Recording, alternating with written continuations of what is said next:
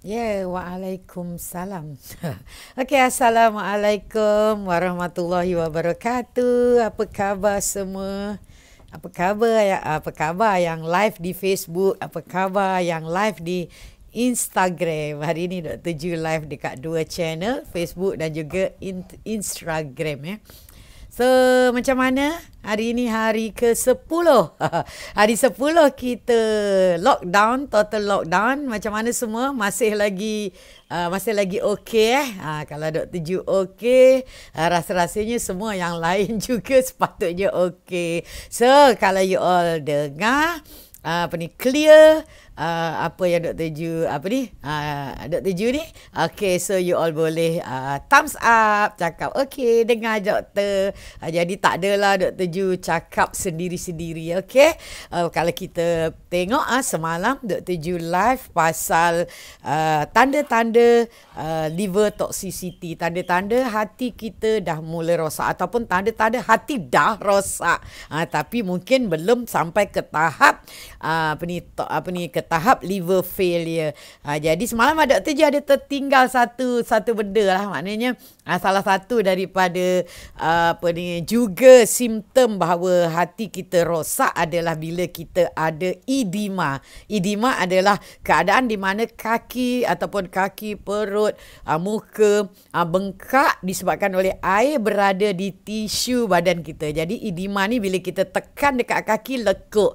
Jadi ataupun edema juga dia boleh dalam bentuk macam ni, dia pergi dekat perut. Ini adalah juga tanda-tanda hati kita rosak ataupun hati kalau mula rosak tu mungkin belum lagi lah ada ascites ni. Ascites adalah bila air berada di luar daripada salur darah, bila banyak lah, itu dipanggil ascites. Jadi kenapa orang ada masalah liver bengkak ni, hati rosak ni, dia dapat ascites because kita tahu bahawa hati kita adalah salah satu daripada organ yang satu-satunya organ yang memproses protein.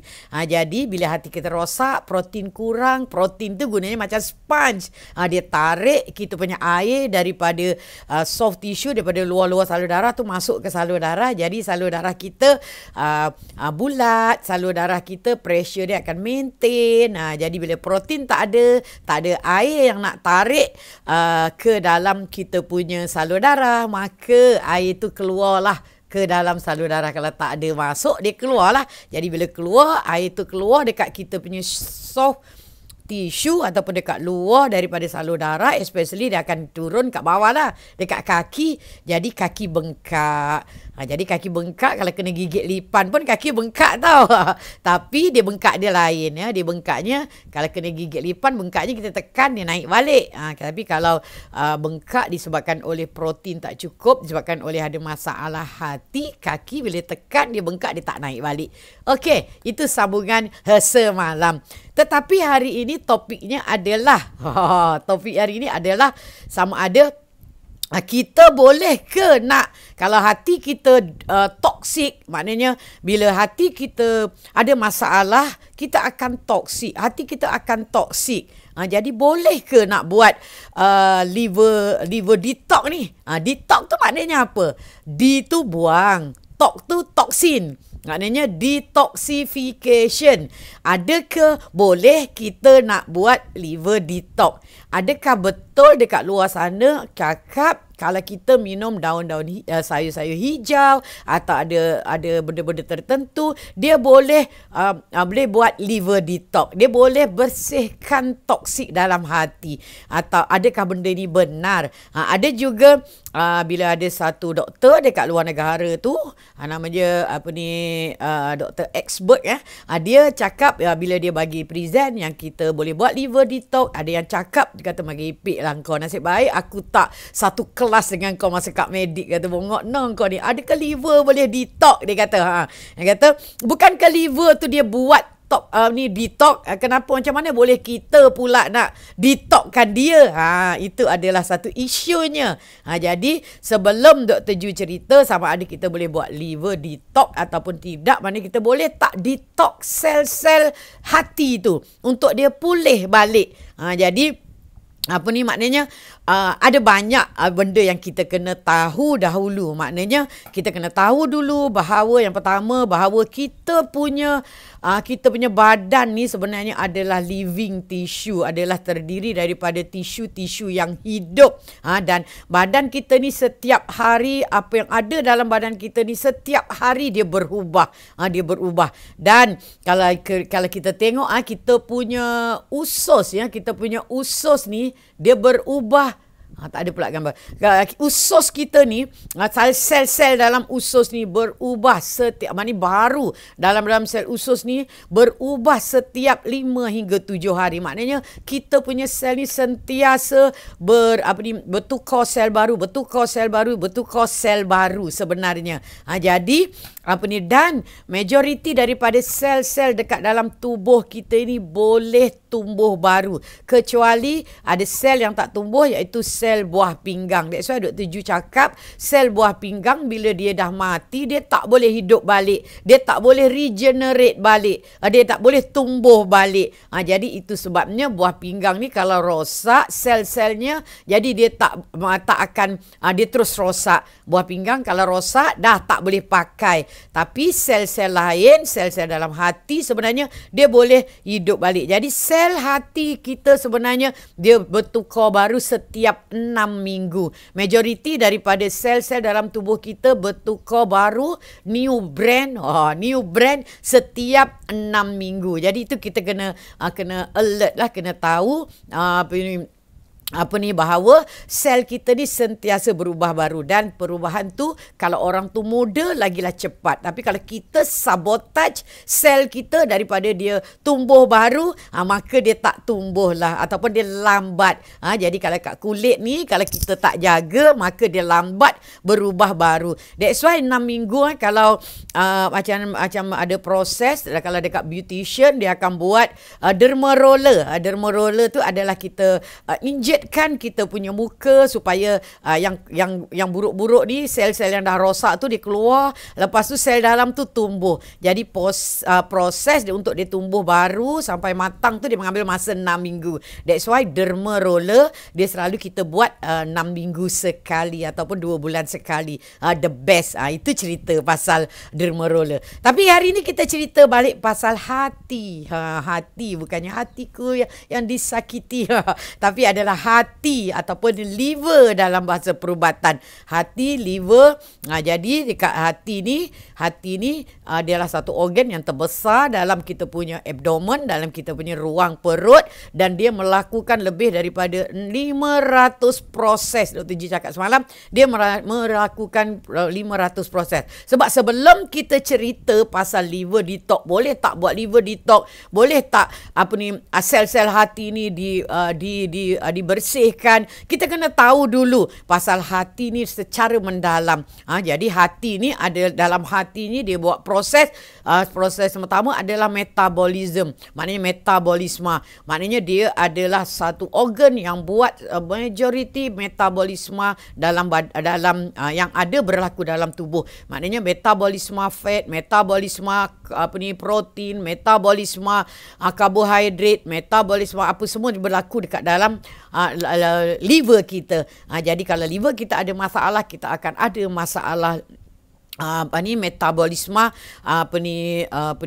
nutrien tadi, metabolisme makanan nutrien dalam badan kita. Maknanya kita akan ada masalah metabolisme hati, kita akan masalah hati pula metabolisme lemak, kita akan ada masalah metabolisme karbohidrat, protein, macam itulah. That's why Dr. Ju cakap tadi, bila hati kita ada masalah, maka protein tidak kurang dibentuk, kurang dibuat, maka kita akan kurang protein. Itu contohnya lah. Dan hati juga dia membantu dalam proses penghadaman makanan dalam usus kita. Dia ada memproses banyak buat enzim-enzim yang usus kita perlukan untuk menghadam makanan-makanan tu. Dan sebenarnya hati kita juga adalah energy storage. Dia maknanya dia simpan energy. Maknanya dia ni contohnya karbohidrat. Karbohidrat jadi gula. Bila gula tu berlebihan dalam darah, gula tu hati kita akan simpan.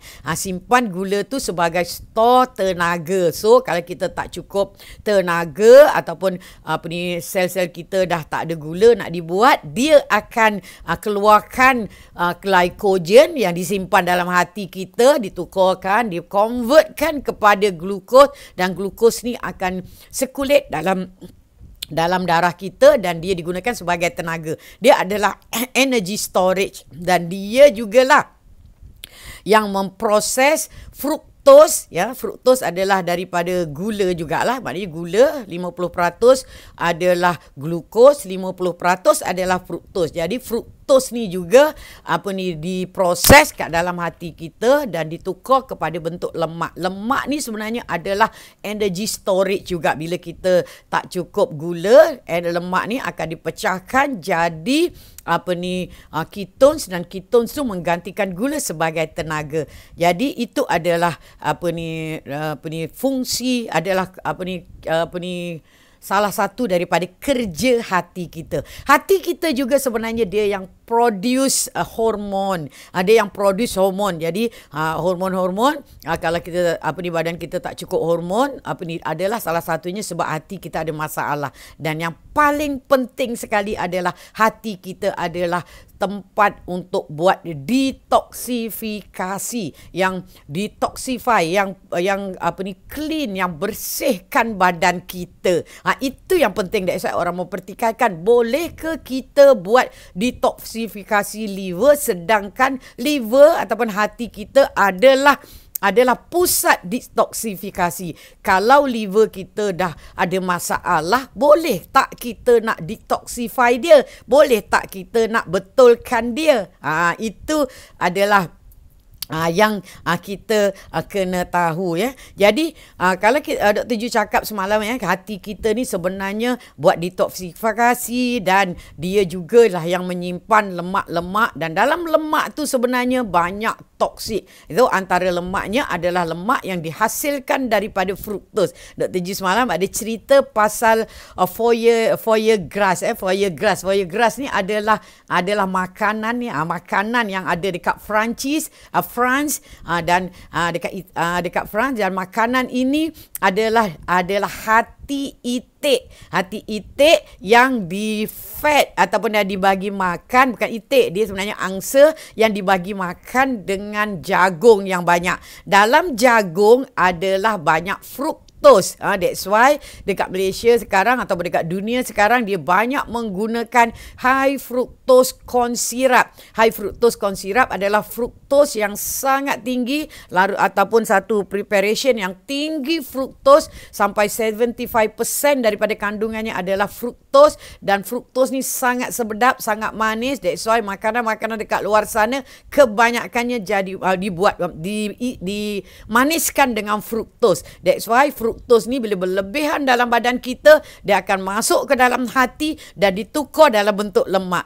Jadi orang Itali ni dia buat makanan yang dipanggil foie gras, di mana dia jadikan angsa-angsa ni hati dia berlemak.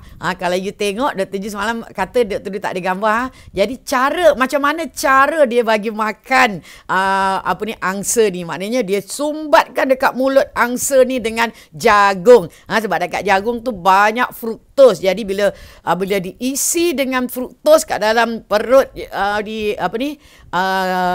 gis ni ataupun angsa ni, jadi hati dia akan ambil fruktos dia, dan fruktos tu akan jadi hati dia akan dapat fatty liver, hati berlemak.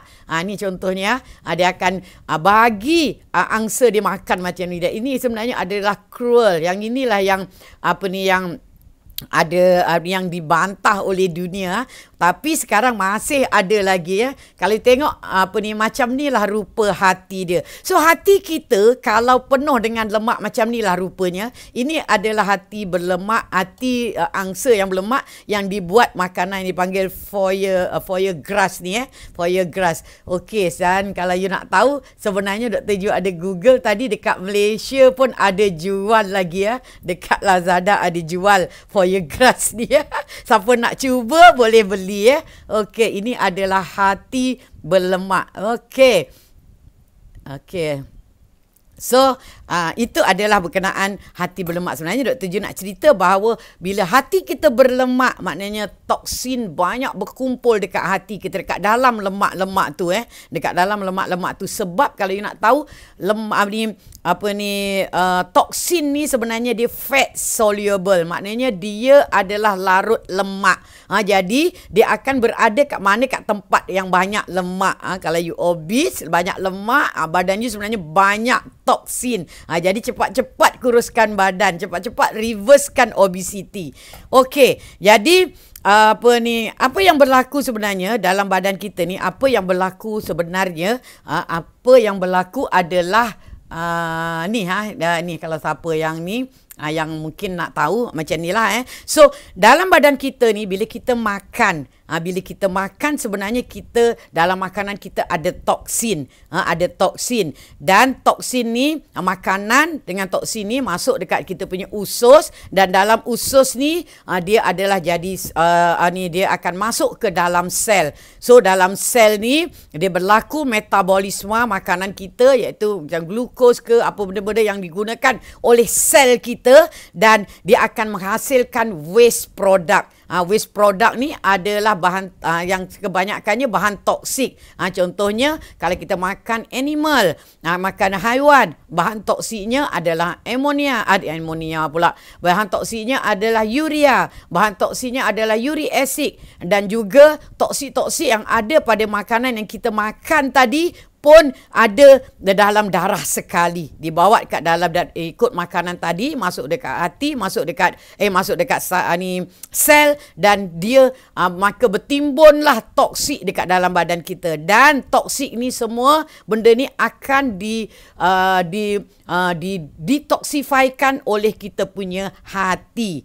Jadi macam mana kita hati kita nak detoksify ataupun nak clearkan makanan tu tadi, maknanya toksik tadi. Macam mana cara hati kita nak detoksifaikan bahan-bahan tu? Sebab you kena tahu bahawa toksin tadi dia adalah larut lemak. Dia berada dalam larut lemak. Jadi bila dia bila berada di dalam lemak, dia tidak boleh dikeluarkan dalam badan kita, sebab toksin ni hanya dikeluarkan melalui, maknanya daripada hati tu dia dikeluarkan melalui sweat ataupun melalui peluh. Yang kedua melalui paru-paru, yang ketiga melalui buah pinggang, dan keempat dia melalui kita punya usus balik, pusing balik masuk dekat kita punya usus. Jadi untuk hati kita detoxify, untuk toksin ni keluar daripada badan kita,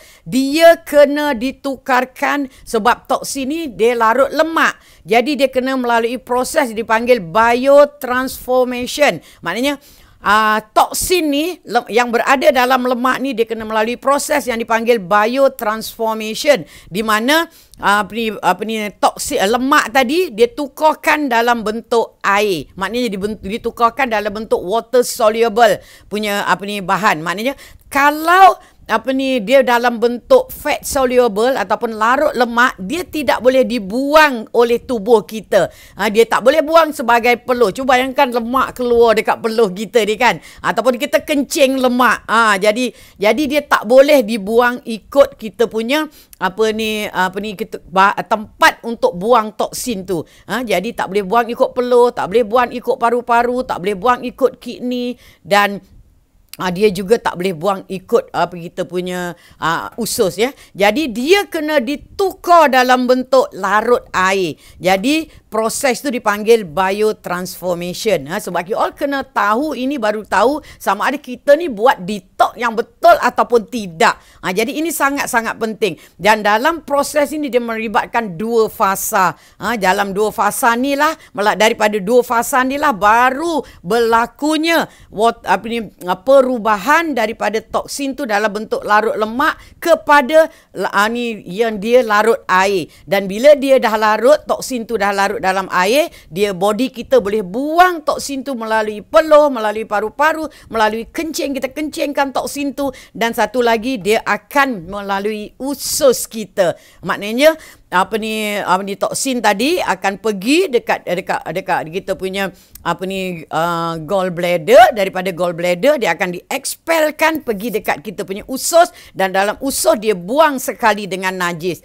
Jadi dekat sini kita melibatkan ada beberapa organ, lung, kidney, kulit, dan juga kita punya usus. Jadi kalaulah sebanyakkan detox yang orang war-warkan kat luar sana sebenarnya adalah detox yang melibatkan usus, melibatkan usus. Dan kalau yang Dr. Ju selalu ajar you all adalah detox yang melibatkan usus dan gallbladder. Jadi dia tidak melibatkan, selalu Dr. Ju cakap ini bukan cellular detox, ini adalah detox yang untuk memudahkan pengeluaran toksik yang ada dalam you punya tubuh kalau you punya liver tak ada masalah. Yang itu yang Dr. Ju ajar sebagai liver detox, tapi dia adalah sebahagian daripada real liver detox. Sebab real liver detox maknanya adalah dia detox yang berlaku di peringkat sel,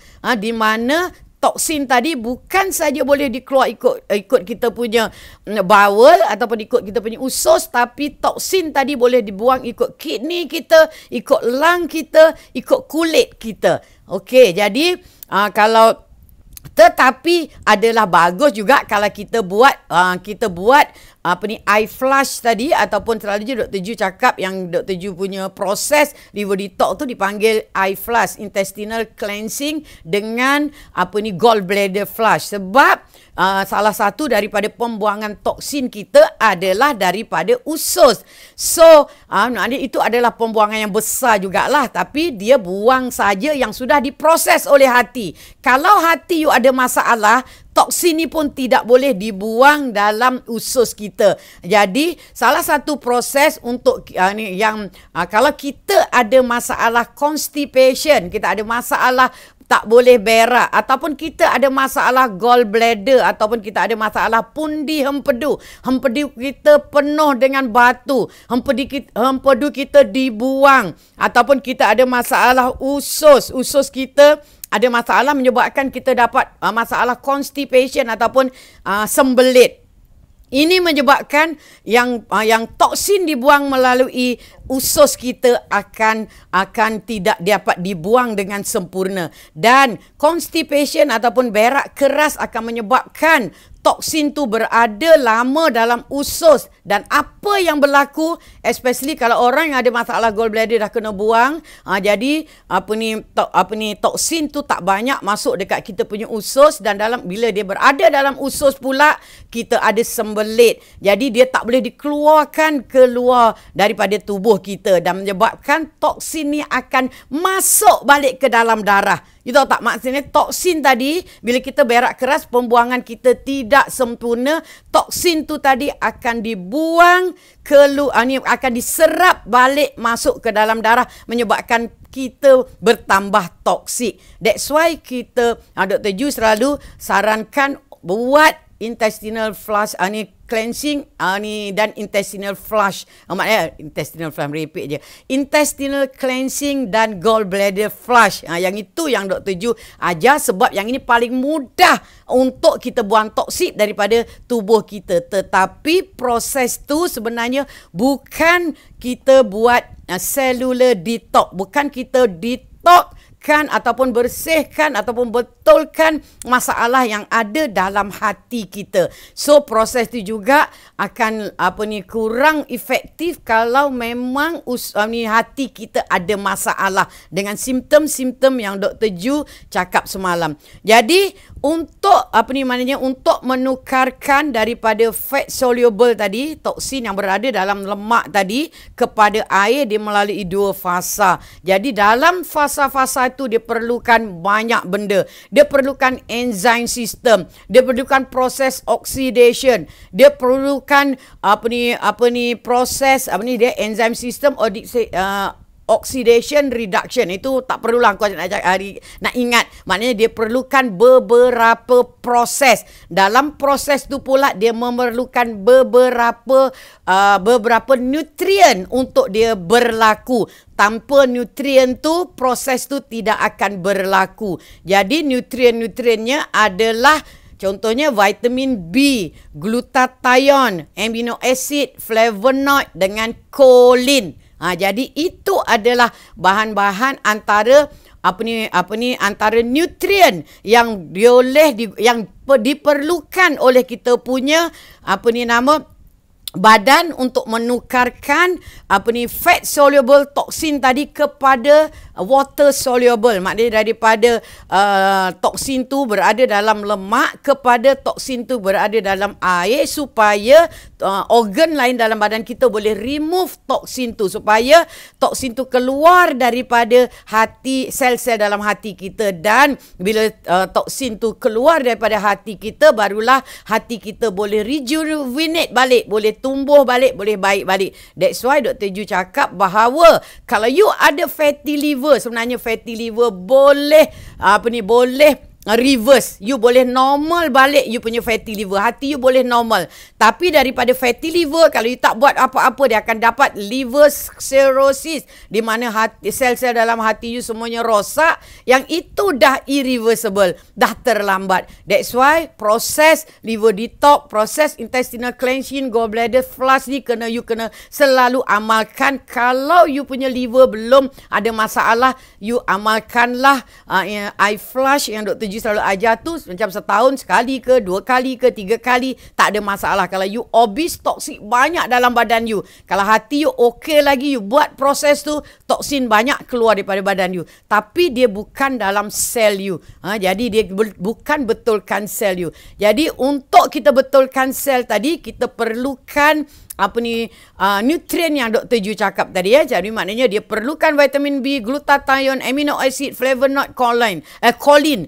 Jadi adakah bahan-bahan ini kita perlu ambil hari-hari? Sebenarnya tidak perlu. You boleh buat detoksifikasi usus ni, macam you makan benda tu dalam masa seminggu, you buat dulu eye flush, kemudian you ambil bahan-bahan tadi, dan lepas tu you buat lagi lah, macam setahun you buat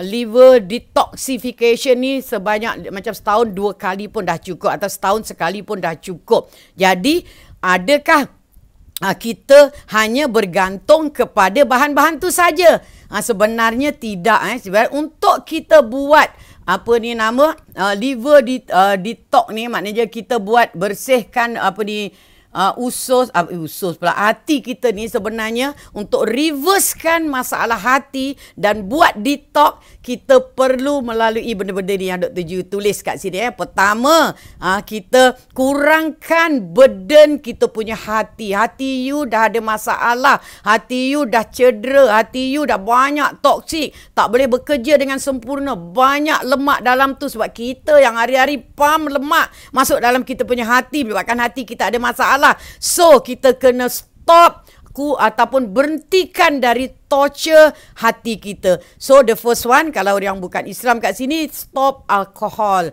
Maknanya, tapi itu ramai orang tak ambil, sebab orang kebanyakan yang ada kat sini adalah orang Islam. Jadi yang kedua tu yang sangat-sangat penting, dan kita hari-hari ambil fruktos, kita hari-hari torture kita punya hati. Jadi fruktos sekarang makanan-makanan kat luar, pemanisnya adalah high fructose corn syrup. Kalau dia letak gula putih, kurang-kurangnya gula fruktos dalam tu cuma 50%. Tetapi orang tak suka pakai, industri makanan tak suka pakai gula putih sebab dia kurang manis. Jadi dia akan pakai high fructose corn syrup. Jadi kalau makanan kat luar sana, kek, aiskrim, donat, apapun biskut, semua akan pakai high fructose corn syrup. Maknanya fruktosnya lebih daripada 75%. Sangat tinggi. Nama pun high kan, daripada jagung. That's why namanya high fructose corn syrup. Dan bila you makan secara berlebihan, tiap-tiap hari makan,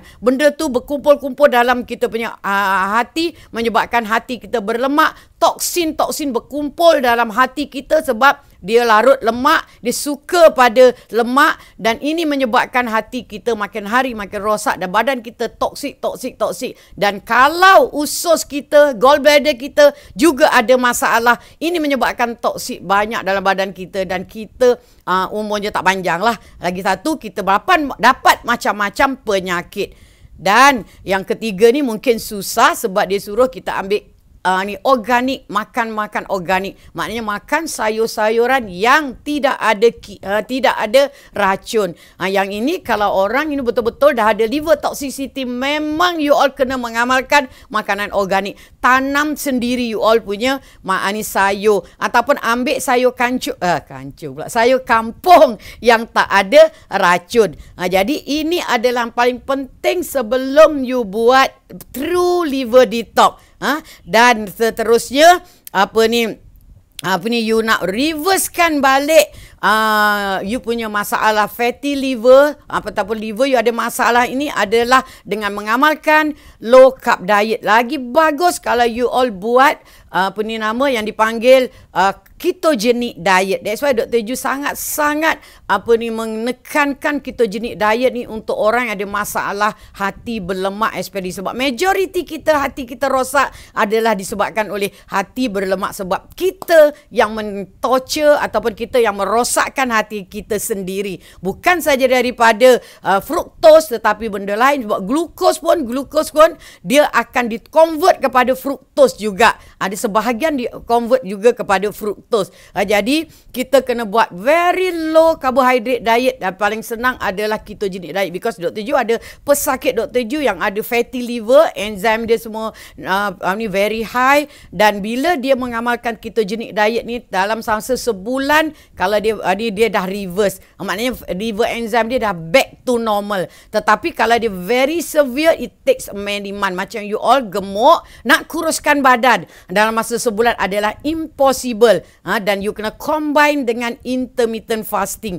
Jadi ini adalah cara untuk macam mana kita nak reverse kita punya masalah hati, dan juga kita buat detox. Jadi untuk fasa pertama, dari mana untuk penukaran daripada fat soluble toxin tadi kepada water soluble toxin tadi, kita perlukan contohnya ni Dr. Ju dah tulis kat situ, vitamin B, glutathione, choline, dan juga kita perlukan sulfur.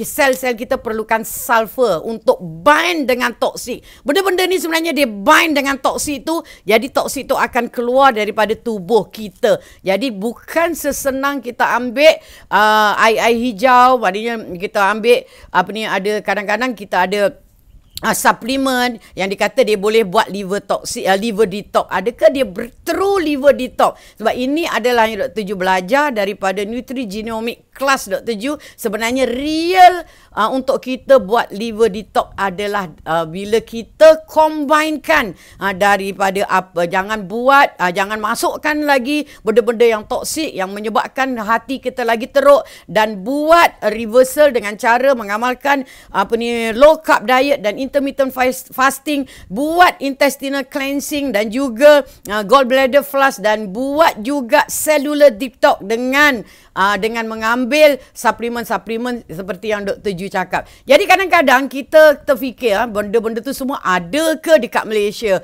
Ada ke orang jual? Sebenarnya Dr. Ju dah Google tadi, kalau choline ni sebenarnya ada. Dia ada jual benda ni. Benda ni, ini adalah salah satu daripada bahan tu sebenarnya. Kalau nak lebih detail sebenarnya kita kena cerita lain kali lah. And then choline ni, sebenarnya benda-benda ni ada dekat Lazada sebenarnya.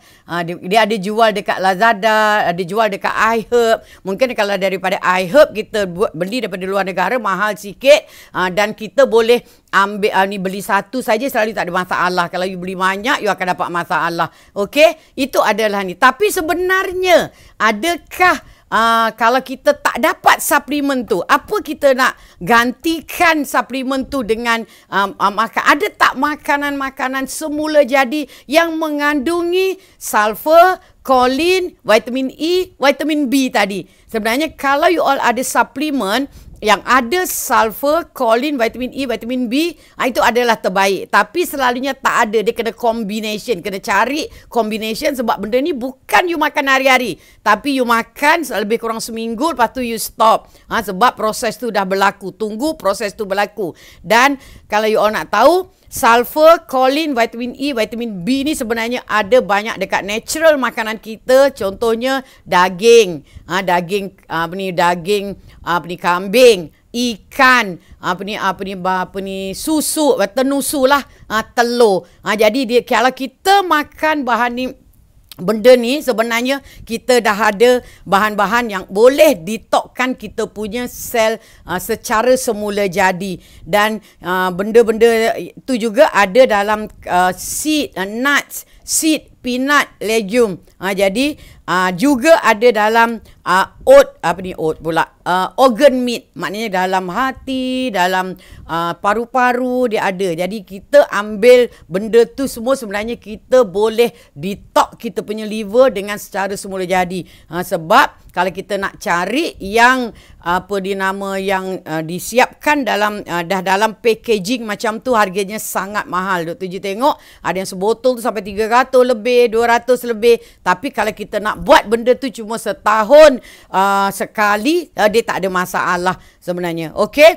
So, lagi satu, sulfur tu sangat penting untuk bind kita punya toksik. So, sulfur ni banyak dekat brokoli, dekat cauliflower, dekat kobis, dekat sayur-sayur yang hijau. Jadi, itu baru ada sulfur dengan choline. Tapi untuk bahan yang lain, kita kena ambil yang lain. Contohnya vitamin E. Vitamin E ada banyak dekat minyak sawit yang Dr. Ju selalu cerita adalah Tocovit. Tocovit ada very good trienol, iaitu vitamin E yang boleh membantu dalam proses detox ni.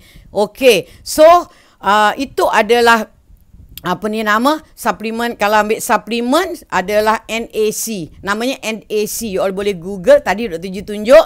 NAC ni juga mengandungi sulfur. Jadi kalau you all nak buat detox ni, you all kena ada satu sulfur. Sulfur ni ada dekat NAC punya suplemen. Choline, vitamin E, vitamin B. Sebab benda ni adalah precursor untuk dia buat, salah satunya adalah glutathione tadi. So benda ni sangat kompleks. Selalunya kalau kita Dr. Ju bercakap dengan ni, selalu Dr. Ju bercakap dengan doktor. Jadi kalau you all nak lebih lanjut pasal nak buat cellular detox tadi, yang betul-betul detox, you all kena betul-betul belajar. Mungkin boleh jumpa Dr. Ju. Dr. Ju boleh ajar you all. Sebab yang paling penting adalah jangan bagi hati kita sampai toksik. Jadi Dr. Ju dah cakap tadi macam mana kita buang toksin dalam badan kita melalui darah, melalui gallbladder ataupun pundi empedu. Daripada pundi empedu dia dibuang ikut menajis. Dan kalau kita ada masalah usus, najis tu tak boleh keluar, maka toksin tadi diserap balik masuk dalam badan kita. Dan satu lagi melalui darah. Daripada darah dia buang ikut, sama ada ikut kita punya kulit sebagai peluh dan juga ikut kita punya buah pinggang sebagai kencing. Jadi diet apa sebenarnya yang bagus kalau kita nak buat liver detox ni? Jadi diet yang terbagus, adakah low fat diet tu bagus? Sebenarnya bila kita low fat diet, maknanya low fat diet ni akan menyebabkan toksin yang dalam usus tu, sebab dia adalah fat soluble, dia susah nak dibuang. That's why the best diet untuk buat liver detox ni sebenarnya is high fat diet, because fat yang ada dalam usus kita akan absorb toksin-toksin tadi dan kita kena berak dengan lancar supaya toksin-toksin tadi dikeluarkan daripada tubuh kita. Okay, so itu saja berkenaan dengan tu. Dr. Ju hari ni ada nak bagi sempena MCO ni. Kita di Jewelness kita ada promosi untuk advance minute your diabetic with Dr. Ju. Satu orang cuma bayar RM19 ni sahaja, RM19 sahaja sempena MCO ataupun sempena lockdown ni. Jadi you all yang ada masalah kencing manis, yang ada masalah hati berlemak dekat luar sana disebabkan you ada masalah insulin resistant dan akan membawa kepada you ada masalah kencing manis nanti, you join lah seminar ini pada 26 hari bulan 6. Jadi mendaftar ramai-ramai so that kalau yang ada hati berlemak, yang ada masalah fatty liver, ada masalah liver toxicity, ada sign symptom you ada masalah liver toxicity, boleh join seminar ini pada 26 hari bulan 6 ini ya. Lagi berapa hari je lagi. Okey, itu saja daripada Dr. Ju hari ini. InsyaAllah ada kesempatan Dr. Ju akan live balik esok. Okey, dengan topik yang lain. Okey, Assalamualaikum warahmatullahi wabarakatuh. Bye.